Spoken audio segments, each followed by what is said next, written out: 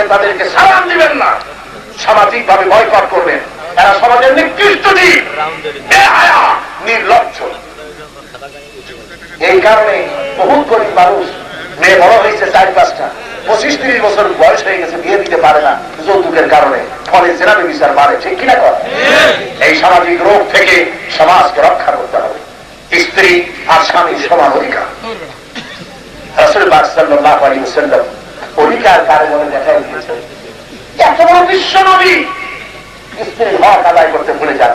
গভীর রাত, আধা জ্যোৎস্না প্লাবিত রাত, রাসূলুল্লাহ বলছেন, আয়েশা সব তো ঘুমায় গেছে, চলো তুমি আর আমি একটু পায়চারি করে আসি।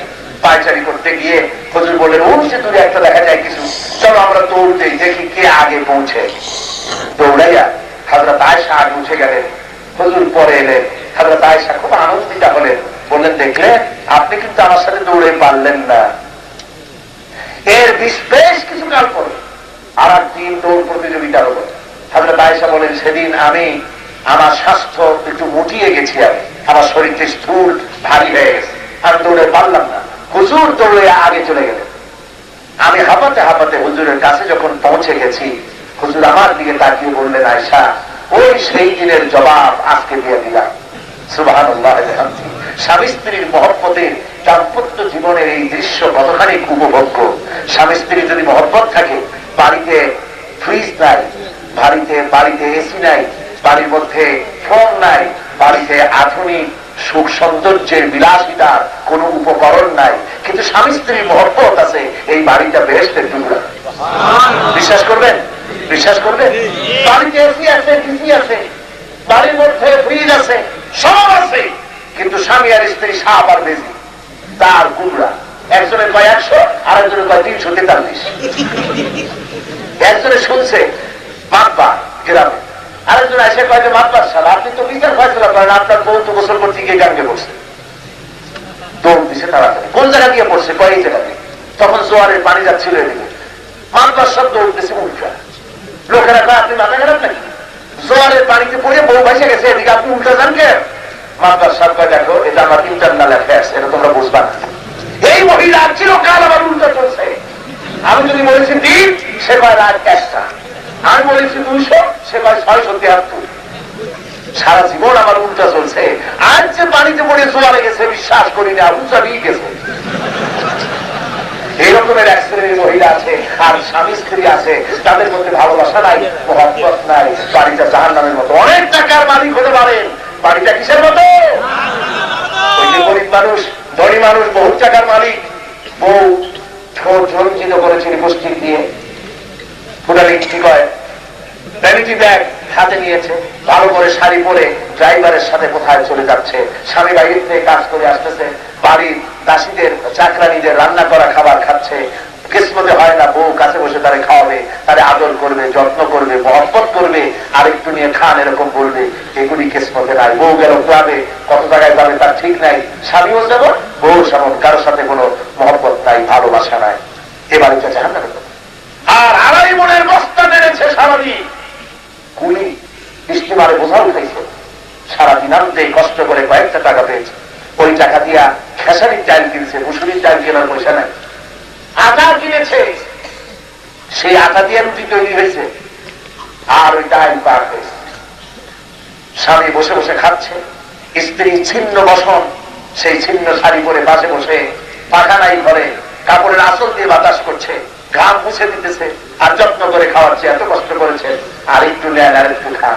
এরপরে এই লোক এই ডাল খাইয়া, এই আধা সিদ্ধ রুটি খাইয়া শুয়ে গেছে। তার বালিশটা নরম না, ইটের উপরে কভার দিলে যেরকম হয়, ওই রকমের একটা বালিশের উপরে মাথা দিয়া এরপরে ঘুমাইল। আলহামদুলিল্লাহ, এমন ঘুম আসলো, খাইলে তো খুব ভালো, এই খাবার খেয়েছে, খাইয়া হাত মুছে আর কয়, আলহামদুলিল্লাহ, আল্লাহ তুমি খুব খাওয়াইছো।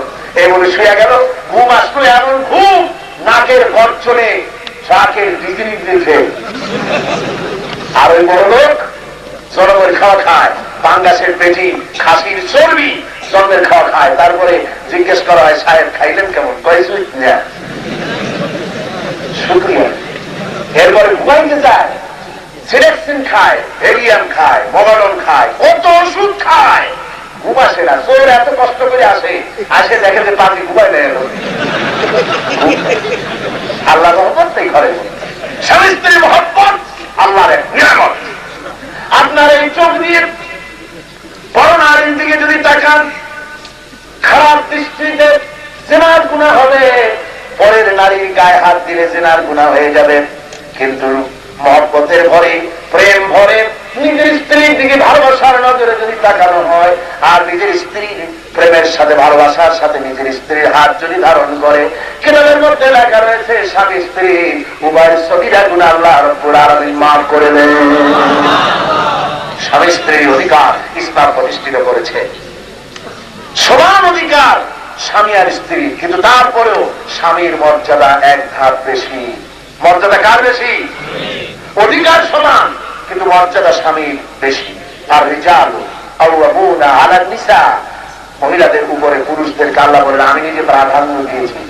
আবু দাউদ শরীফের হাদিস, রাসূল পাক সাল্লাল্লাহু আলাইহি ওয়াসাল্লাম যাচ্ছিলেন, প্রতিমধ্যে কিছু জঙ্গলি উট এসে রাসূল করিম সাল্লাল্লাহু আলাইহি ওয়াসাল্লামের কদম মোবারকের উপরে মাথা রেখে যেন চুমা খেল। সাহাবায়ে কেরাম বললেন, হে রাসূল, উটের কি সৌভাগ্য আল্লাহ নবীর পায়ের উপরে মাথা রাখলো, যদি অনুমতি দিতেন আমরাও আপনাকে সেজদা করে ধন্য হতাম। রাসূল বললেন, খবরদার, আমি যদি কোনো মানুষকে অন্য মানুষের সামনে সেজদা করার অনুমতি দিতাম, তাহলে দুনিয়ার সব স্ত্রীদেরকে বলতাম তোমরা তোমাদের স্বামীর সামনে সেজদা করো। সুবহানাল্লাহ, স্বামীর মর্যাদা এতখানি বেশি, সুতরাং সে মর্যাদা রক্ষা করতে হবে। এবারে কন্যার মর্যাদা বললাম, বধূ হওয়ার মর্যাদা বললাম। এবার নারী কিছুদিন পরে মা হয়ে যায়, আর মা যখন হলো তখন তার মর্যাদা আল্লাহ রাব্বুল আলামিন আরো বাড়ায় দিলেন। সুবহানাল্লাহ। মা যখন হয়ে গেল, আল্লাহ রাব্বুল আলামিন বলছেন মা বাপের সামনে চোখ মোটা করে মাথায় ঝাঁকি দিয়া রাগত স্বরে কোনো কথা বলো না। ওয়া কুল লাহুমা কাওলান কারীমা, মা বাবার সামনে সম্মান সূচক কথা বলো। আর মা বাবার জন্য আমি আল্লাহ রাব্বুল আলামিনের দরবারে দোয়া করব, রব্বিরহামহুমা কামা রাব্বায়ানি সগীরা। জোরে জোরে সবাই পড়েন, রব্বিরহামহুমা কামা রাব্বায়ানি সগীরা। আমার মা বোনেরা, মায়ের মর্যাদা আল্লাহ কোথায় তুলে দিলেন? আল্লাহর নবী ইয়েমেন থেকে একজন লোক হজ করতে এসেছে, নবীজির সামনে এসে বলে, ইয়া রাসূলুল্লাহ, এই পূজা, এই বুড়ি মাটা আমার, সে হাঁটতে পারে না, কানে শোনে না, চোখে দেখে না, এই বুড়ি মা কি ঘাড়ে করে আমি ইয়েমেন থেকে দিনের পর দিন, মাসের পর মাস ধরে হেঁটে হেঁটে, কখনো উঠে কখনো হেঁটে, এভাবে করে আমি পৌঁছেছি। আমার পাকে নিয়ে আরাফাতের ময়দানে মিনা মুজদালিফায় উকুফ করেছি, সাফা মারওয়া সাই করেছি, হজের সব কাজ করেছি, তাওয়াফ করেছি।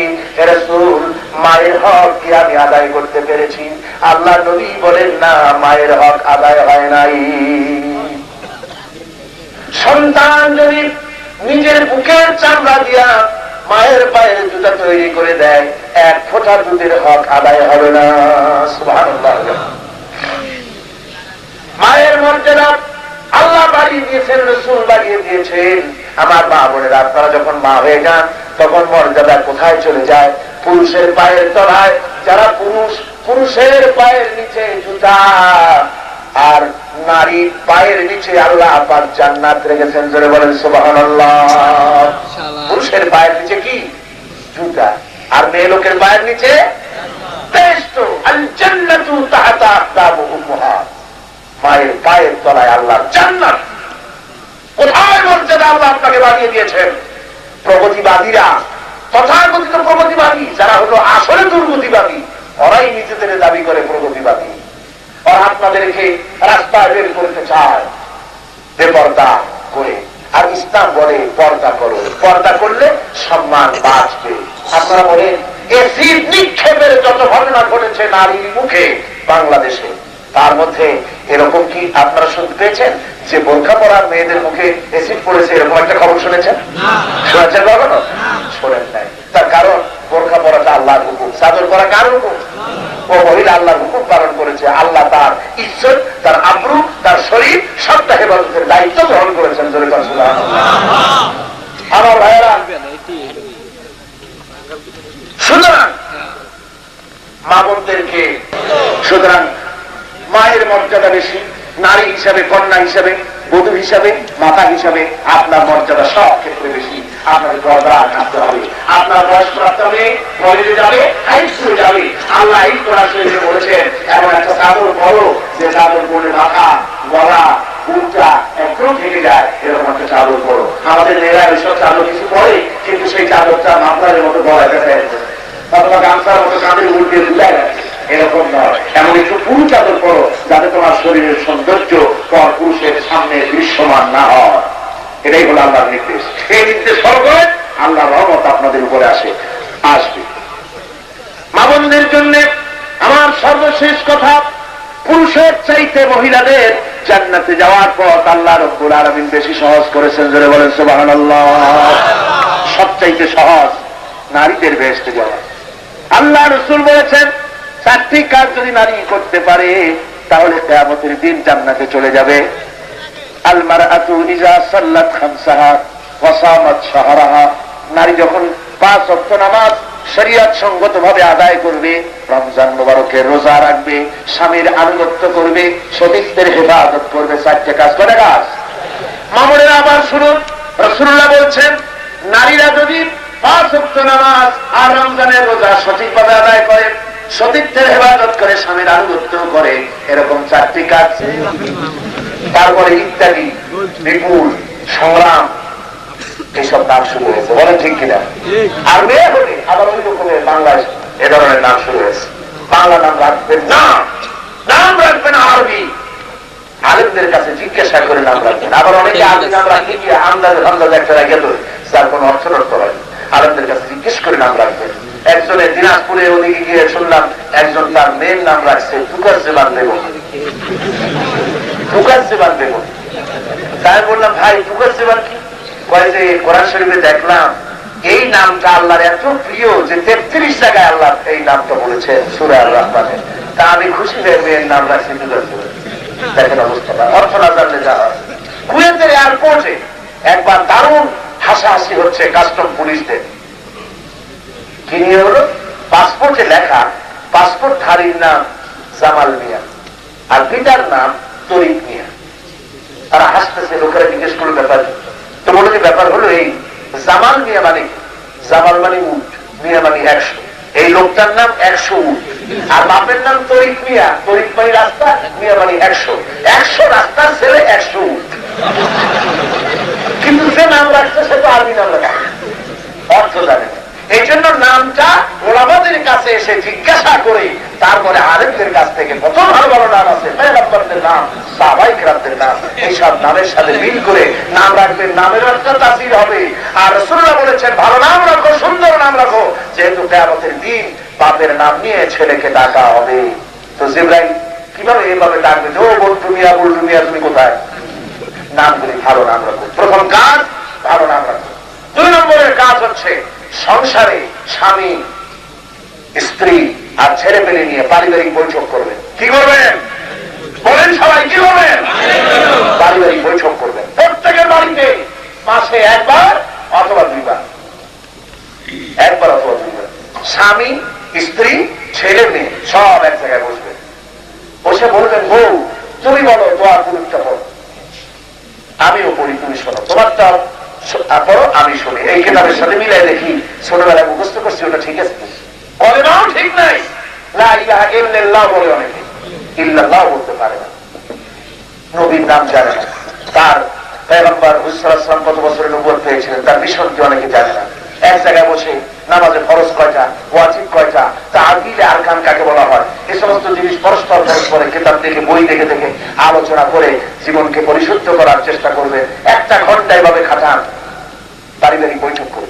তারপরে এক জায়গায় বসে আল্লাহর কাছে হাত উঁচু করেন, স্বামীতে করেন, বউতে করেন, বলেন যে আল্লাহ এই বিবি বাল বাচ্চা সব দিয়ে তোমার দরবারে হাত তুললাম, আমাদের উপর রহমত নাযিল করো, সন্তানগুলিকে মানুষ বানাও, নামাজি বানাও, দিনদার বানাও, পরেজগার বানাও। এইভাবে দোয়া করেন, কাজ হবে।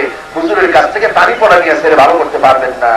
ছেলে যদি একবার খারাপ হয়ে যায়, খারাপ বন্ধুদের পাল্লায় পড়ে যায়, ভালো বানানো বহুত মুশকিল আছে। সেই জন্য পারিবারিক বৈঠক করে সন্তানদেরকে ভালো বানাবার জন্য চেষ্টা আপনারা করবেন। 2 নম্বর কাজ।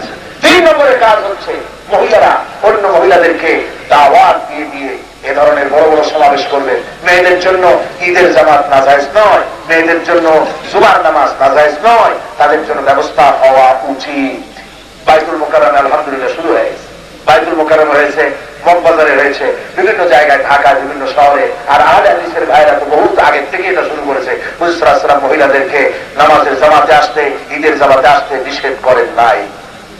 আজকে আমাদের দেশে মহিলারা যদি গান বাজনায় যায় তাহলে অন্যায়, ওয়াজ শুনতে গেছে আর একজনের শুনে সর্বনাশ, তাহলে থাকলো কি? মেয়ে লোকরাই যদি ওয়াজ শুনতে যায় তাহলে তো গেছে সব ধ্বংস হইয়া। একটা মহিলা যদি সত্যিকারের মুসলিমা হয়, মুমিনা হয়, তাহলে পুরো পরিবারটা ভালো হয়ে যায়। বুঝতে পেরেছেন?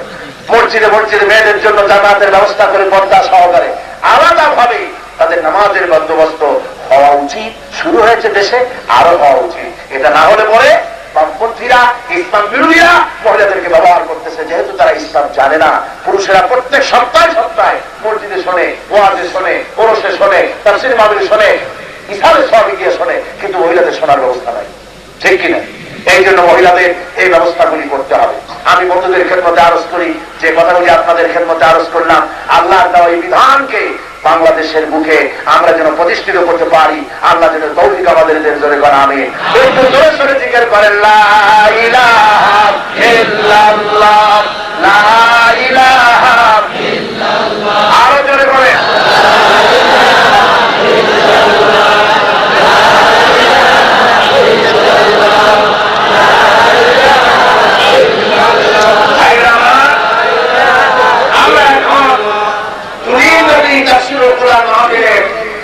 মোনাজাতের দিকে একদম কাছাকাছি এসে গেছে।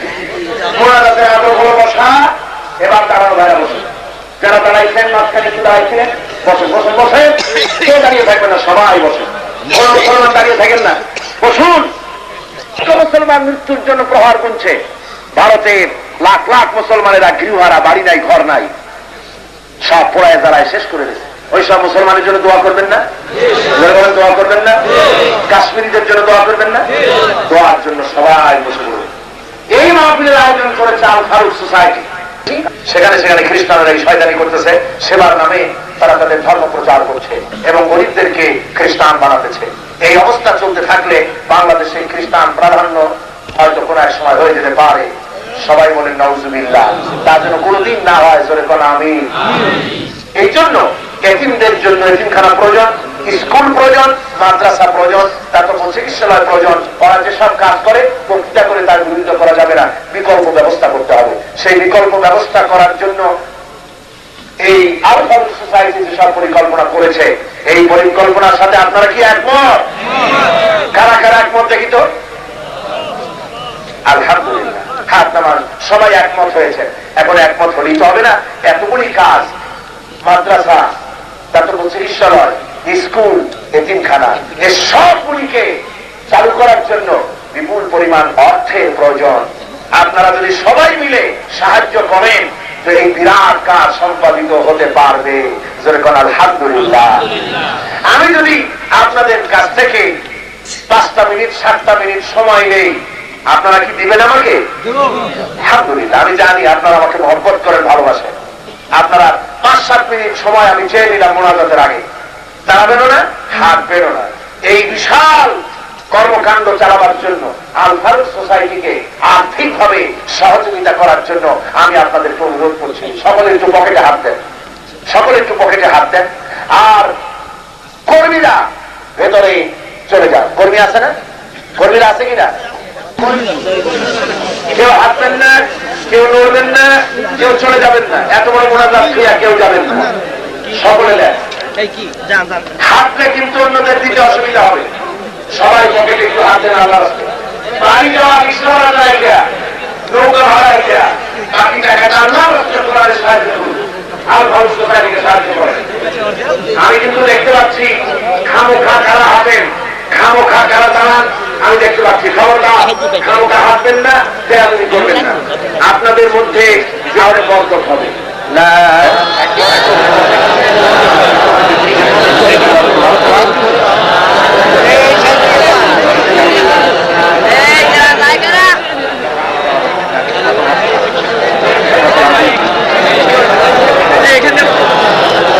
আমি বলেছিলাম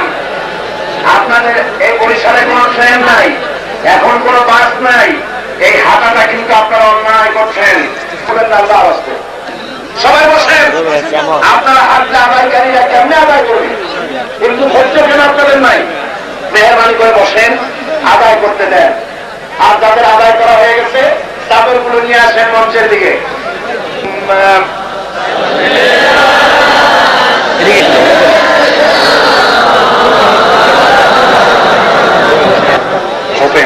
এত বড় মাহফিল।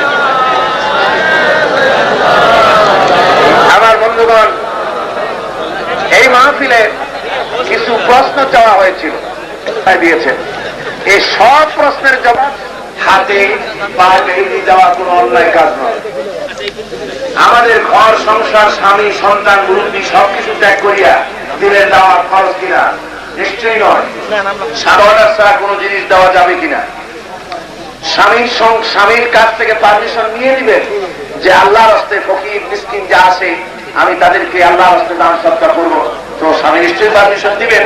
সেই পারমিশন সহকারে আপনি আপনার স্বামীর সম্পদ অথবা নিজের সম্পদ থেকে দান করতে পারবেন। মাহরুম ছাড়া সাথী নিয়ে দেশ বিদেশ ত্যাগ করিয়া দাওয়াত দেওয়া ঠিক কিনা? তাহলে আপনার দাওয়াতটা কিসে?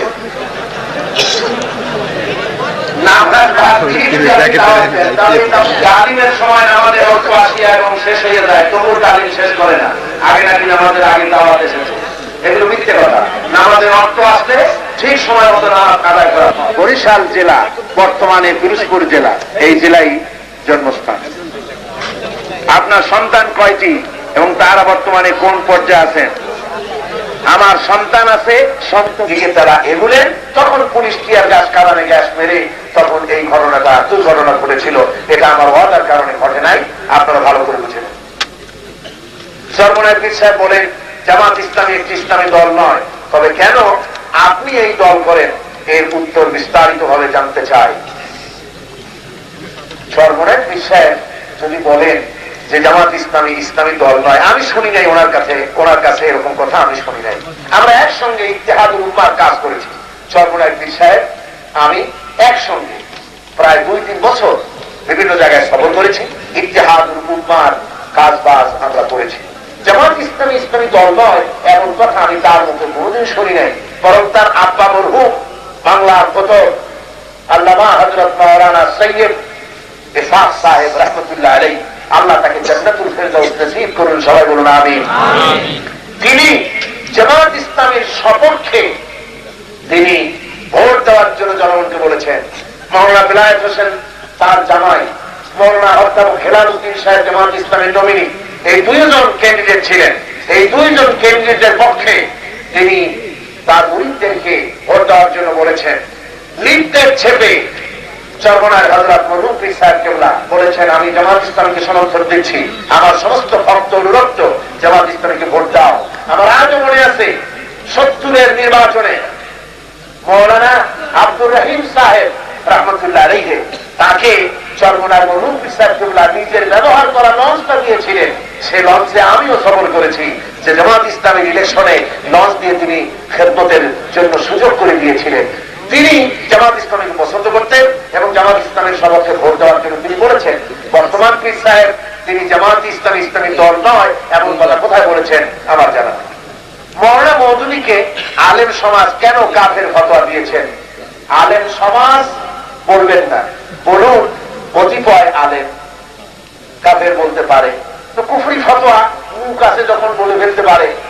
মাওলানা মওদুদী যদি কাফের হবেন তাহলে মাওলানা মওদুদীর চিন্তাধারার উপরে তিনি যদি কাফের হবেন তাহলে তার চিন্তাধারার উপরে সারা পৃথিবীতে ইসলামী আন্দোলনের এমন জোয়ার এলো কি করে, আর এই আন্দোলনে এত আলেম শামিল হলো কি করে? আপনারা দেখুন জামাত ইসলামীতে আলেম আছে না নাই? সবাই বলেন আছে না নাই? বরিশাল দেখেন, বরিশালের জেলা আমির হযরত মাওলানা নুরুল্লাহ সাহেব একজন জবরদস্ত আলেম হতে। একটু দাঁড়ান, মাওলানা নুরুল্লাহ মেহরবানি করে বেয়াদবি নেবেন না, একটু দাঁড়ান। মাওলানা নুরুল্লাহ সাহেব উনি আলেম কিনা কন? এরপরে হযরত মাওলানা আব্দুল হাকিম আল মাদানী কোথায় আছেন? মাওলানা আব্দুল হাকিম আল মাদানী মদিনা ইউনিভার্সিটি থেকে লেসন্স করে আসছেন, ডিগ্রি নিয়ে আসছেন, একজন আল্লামা তিনি জামাত ইসলামীর রুকন। এরপরে দেখেন হযরত মাওলানা সৈয়দ নুরুল হক সাহেব কোথায়? নাই? হ্যাঁ বলবো। কর্মপরিষদের, হ্যাঁ দেখো, কর্মপরিষদের কেন্দ্রীয় কর্মপরিষদের সদস্য এবং সিলসিলার তদারককারী ইসলামী চিন্তাবিদ মুফাসসির কোরআন হযরত মাওলানা সরদার আব্দুল সালাম সাহেব, এই আগুনঝরা বাড়ি দেখুন তাকে আপনারা। তিনি একদিকে টাইটেল পাস, আর একদিকে ঢাকা ইউনিভার্সিটি থেকে মাস্টার ডিগ্রি করেছেন। হযরত মাওলানা সৈয়দ নুরুল হক সাহেব, একটু সামনে আসুন। সামনে না আসলেও যে দেহ লোকেরা বুঝবে ইনশাআল্লাহ। আলহামদুলিল্লাহ। সৈয়দ এবং জবরদস্ত আলিম, একটা ইউনিটের নাজের,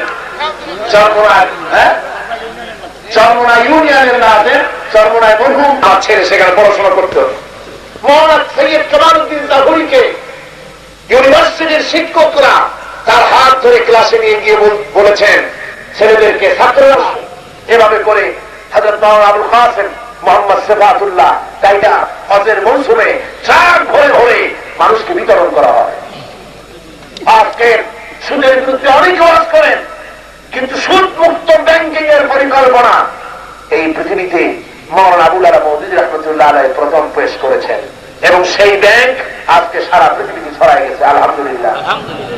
ওআইসি ইসলামিক সেক্রেটারিয়েট, রাবিতা আলম ইসলামী, মদিনা বিশ্ববিদ্যালয়, এ সবকিছুই মাওলানা মওদুদীর বিরাট অবদান।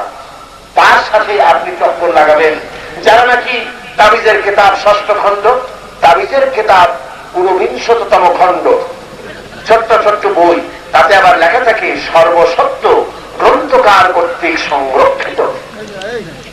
এরা করে ওই ব্যক্তির সমালোচনা যিনি সারা জীবন যত বই লিখেছেন, প্রত্যেকটা বই ৪০টি ৪৫টি ভাষায় ছাপা হইয়া সারা দুনিয়ায় ছড়ায় যায়, আর আল্লাহর অস্তিত্বের জন্য তিনি তা অর্থ করে গেছেন। সুতরাং খামোখা সমালোচনা করে কোন লাভ নেই। অনেকে বলেন মাওলানা মওদুদী সাহাবীদের গাল দিয়েছে, পয়গম্বরদেরকে গাল দিয়েছে। আমি জিজ্ঞেস করতে চাই, কোন জায়গায় মাওলানা মওদুদী সাহাবীকে গাল দিয়েছে বলতে হবে। কোন একটা বইতে লেখা আছে অমুক বইতে মাওলানা মওদুদী অত পৃষ্ঠায় সাহাবীদের গাল দিয়েছে, অত পৃষ্ঠায় নবীদেরকে গালাগালি করেছে। আপনি ওই বইটা নিয়ে মিলায় দেখবেন মাওলানা মওদুদীর বইয়ের সাথে ওই কথা আছে কিনা। একদম মিথ্যে কথা। যদি অপবাদ যা লেখা হয়, অপপ্রচার যা লেখা হয়, আপনি যদি মিলায় দেখাইতে পারেন যে মাওলানা মওদুদী সাহাবীদেরকে গাল দিয়েছে আর নবীদের ইসমতকে স্বীকার করে নাই, নবীদেরকে নিষ্পাপ মনে করে না, এরকম যদি দেখাতে পারেন, তাহলে জামাত ইসলামী করার কোন যুক্তিসঙ্গত কারণ আমার কাছে নাই। জীবনের ঝুঁকি নিয়ে জামাত ইসলামী এজন্য করি না যে জাহান্নামের রাস্তা ক্লিয়ার হবে। আল্লাহর জান্নাতের লোভে, জান্নাতের আশায় জামাত ইসলামী করছি। মাওলানা মওদুদী জামাত ইসলামীর ইমাম নয়, মাওলানা মওদুদী জামাত ইসলামের ফকিহ নয়। তিনি একটা ইসলামী চিন্তাধারা পেশ করেছেন বাতিলের মোকাবেলায়। বর্তমান যুগ উপযোগী সেই চিন্তা, সেই মেথড, সেই রাজনীতিক পরিকল্পনা কোরআন হাদিসের ব্যাখ্যা অনুযায়ী যে প্ল্যান এবং পরিকল্পনা তিনি বিশ্ববাসীর সামনে পেশ করেছেন। আজকে সে আন্দোলন সারা পৃথিবীর সর্বত্র ছড়িয়ে আছে। সবাই বলেন আলহামদুলিল্লাহ। আমি তো জবাব দিয়ে ফেলেছি, আবার এখানে আসতে তাকবীরুল কোরআন তাফসীর মাওলানা মওদুদী সাহেব রোজার মাসালা প্রভাত পূজায় সবার সেহরি খেতে বলেছেন। মিলান, এই যে বললাম আজকেই আপনি মিলাবেন তাকবীরুল কোরআনের কোন জায়গায় আছে যে বেলা উঠে গেলে তারপরে সেহরি করা যাবে, কোন জায়গায় আছে? মিথ্যে কথা, এমন কথা নাই। আপনি দেখাতে পারবেন না, চ্যালেঞ্জ করলাম। এরা হিংসুক, মিথ্যে কথা প্রচার করে, দেখাতে পারবেন না। এরপরে রাসায়েল মাসাইল কিতাবের মধ্যে মাওলানা মওদুদী কোন মাযহাব এর তাকলিদ করা না যায় গুনাহ বলেছে, কোরআন বলেছে। বইয়ের নাম বলতে হবে না, আমাদের সামনে দেখে মিলায়, এই মিলায় এই যে দেখাই দিলাম এরকম বলেছে। এই শব্দের কথা কোন মূল্য নেই। আরো আছে নাকি প্রশ্ন?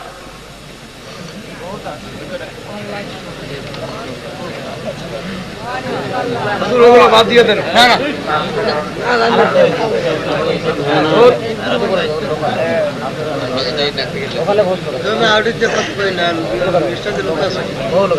প্রশ্ন এসছে, অধ্যাপক গোলাম আজম মাদ্রাসায় পড়েছেন কিনা? অধ্যাপক গোলাম আজম মাদ্রাসায় পড়েননি। প্রথমে জুনিয়র মাদ্রাসায় তিনি পড়াশোনা করেছেন প্রথম জীবনে। তার আব্বা হচ্ছেন হযরত মাওলানা গোলাম কিবরিয়া, আর তার নানা হচ্ছেন হযরত মাওলানা আব্দুল সুবহান।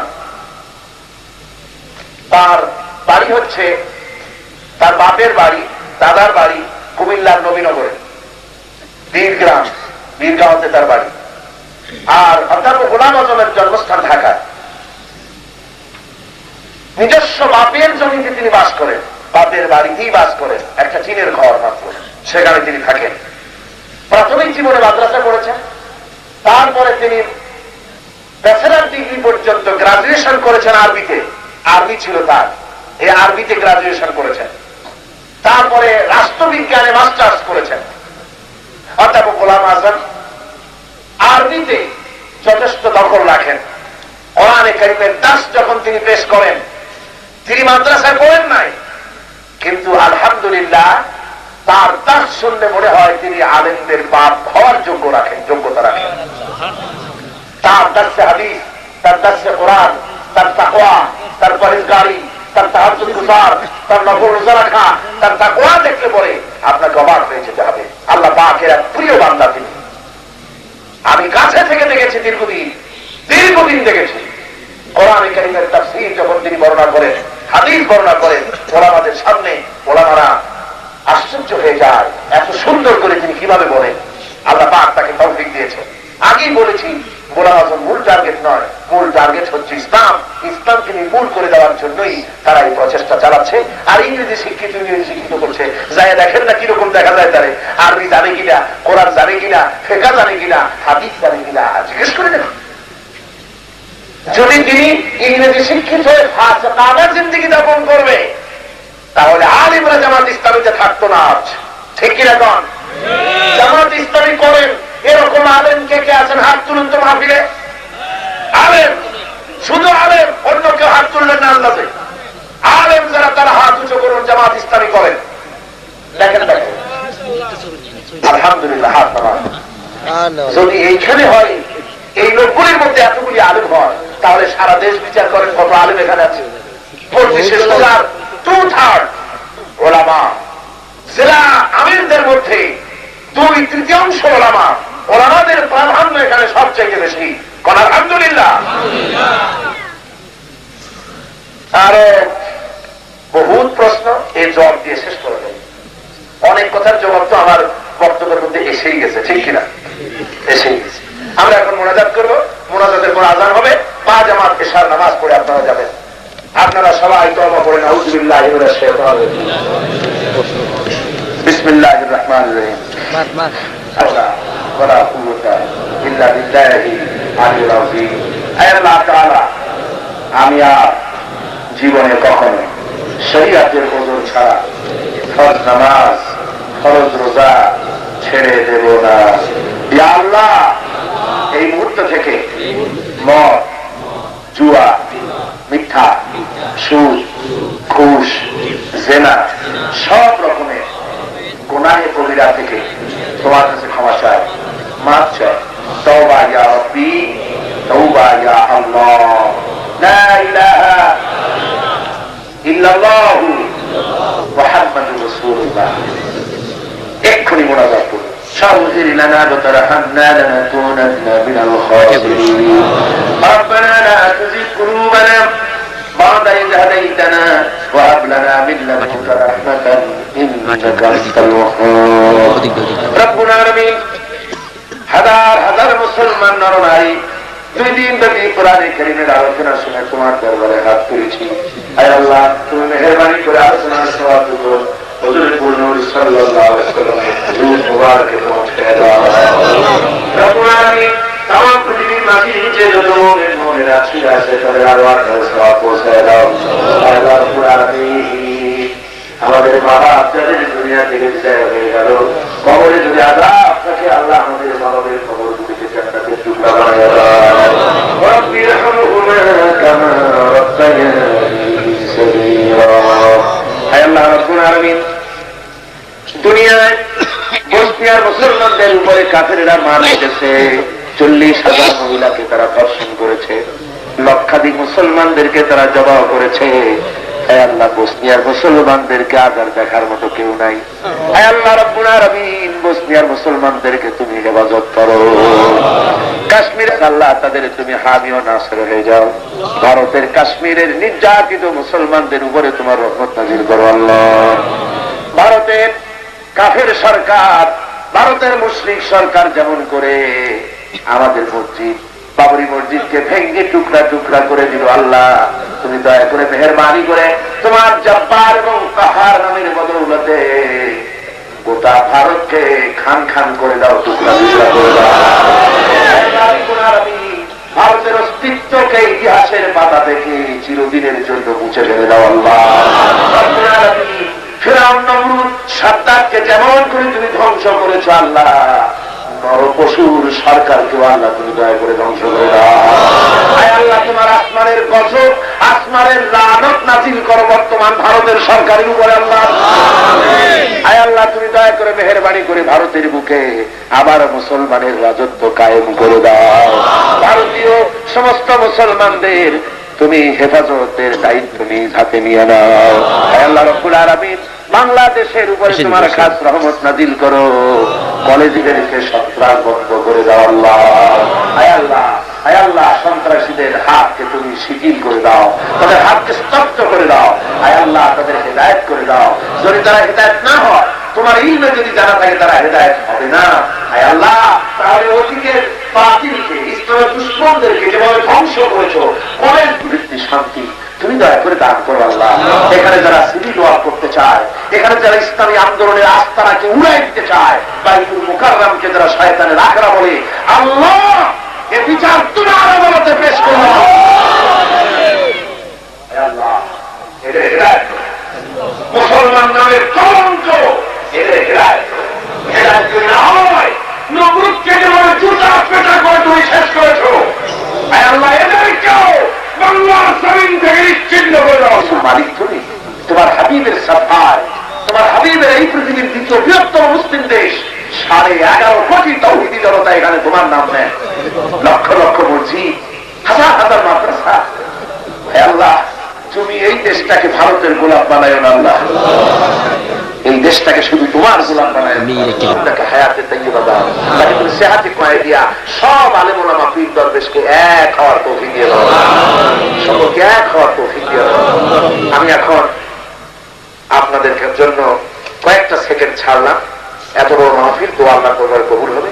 যার যে মনের কথা কয়েক সেকেন্ডের মধ্যে মাথা নিচু করে চোখ বন্ধ করে আল্লাহর কাছে বলেন, যার যে সমস্যা আছে আল্লাহর কাছে বলেন।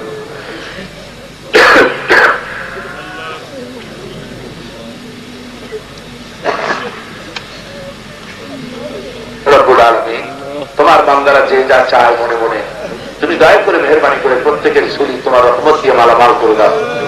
আপনাদের এই পবিত্র মুনাজাতের মধ্যে আমি একটু দোয়া চাই। আমি আপনাদের এক খাদেম, আপনাদের ছোট্ট ভাই, আল্লাহর এক নগণ্য গোলাম, ক্রমাগত প্রোগ্রাম করে করে শরীরে দারুণ ভাবে ক্লান্তি ফিল করি। আপনারা দোয়া করুন কোরআনের এই খেদমত করার জন্য যে ধরনের স্বাস্থ্য আর কণ্ঠস্বরের দরকার, আল্লাহ যেন দয়া করে তার এই গোলামকে দান করে দেন। আমি আল্লাহর কাছে আমি এ ধরনের একজন স্বেচ্ছাসেবকের কি চাচা মারা গেছেন, দোয়া চেয়েছে, দোয়া করুন আল্লাহ যেন তাকে মাফ করে দেন, আল্লাহ তাকে ক্ষমা করে দিয়ে বেহেশত দান করে দিন। সুবহান রাব্বিকা রাব্বিল ইজ্জাতি আম্মা ইয়াসিফুন ওয়া সালামুন আলাল মুরসালিন আলহামদুলিল্লাহি রাব্বিল আলামিন ওয়াজআল আখিরা কালিমাতিনা ইনদাল মাউত লা ইলাহা ইল্লাল্লাহু মুহাম্মাদুর রাসূলুল্লাহ।